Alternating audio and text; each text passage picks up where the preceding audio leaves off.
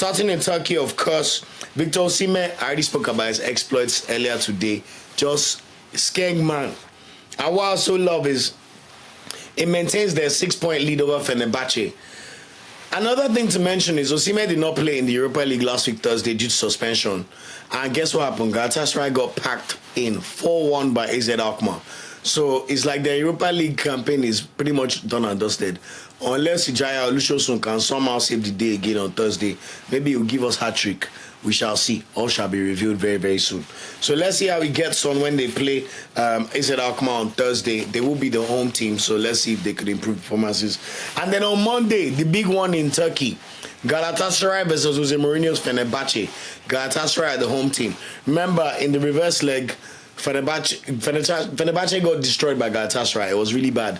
And I remember I was in Turkey watching that game, and it was really sad for them. But anyway, if Galatasaray can win this game, they're 6 points ahead. They'll go 9 points clear, and the title is pretty much done and dusted. But if they somehow lose to Mourinho's boys, then we have a title race on our hands. So watch out for that one.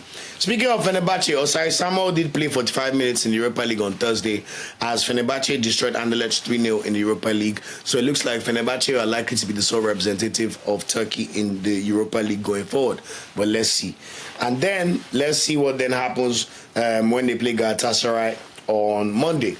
But Osai Samuel came off the bench again in the weekend in their 3-1 win over Kasipasa. So it looks like he's lost his place as a starter, but hopefully he can ginger and get it back. I also wanted to mention Babajide Akintola. I forgot to mention, in that Galatasaray win over Rizespor, Akintola was actually the one that got the assist for Rizespor to make it 1-1. And Olawoyin also started as a central midfielder for Rizespor.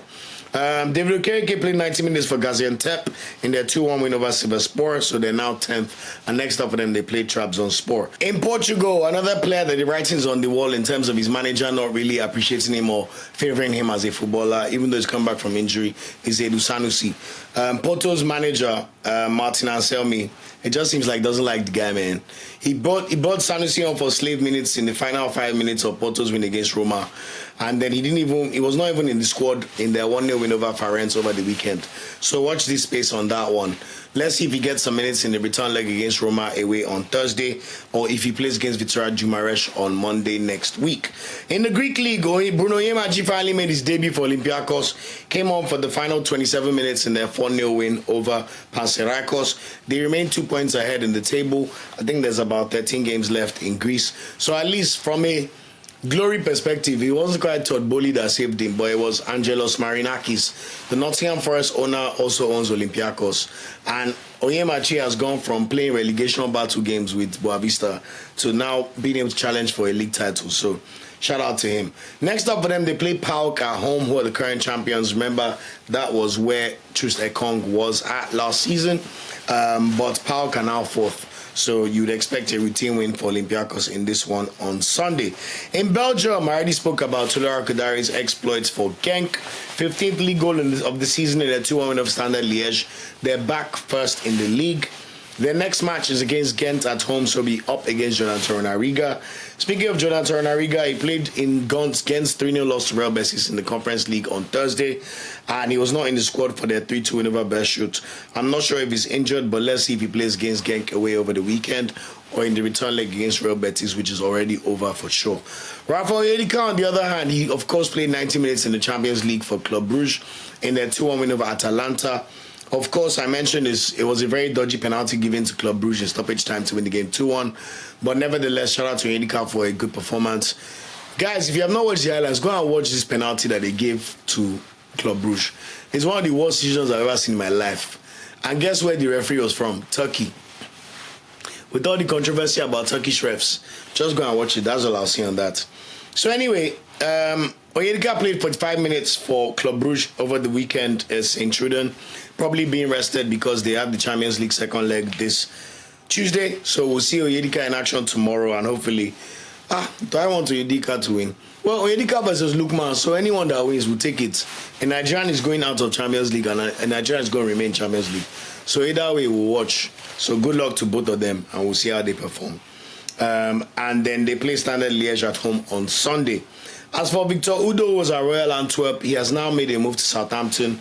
He's 20 years old, so it looks like Southampton see him more for their development squad He's not going to be starting games right now.